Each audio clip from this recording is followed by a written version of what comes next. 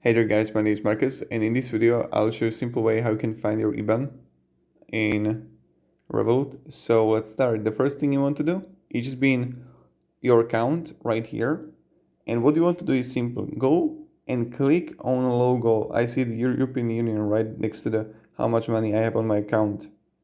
Click on it, and right here you would see your Iban and your bits. So it's right here. So you just press copy and you're good to go. And this is pretty much it how you do it. So you are in Revolut, you just click on the European Union right here and click on Iban and you got this. So thank you very much. If you have any questions, guys, ask me down in the comments, and have a great day and goodbye. See ya.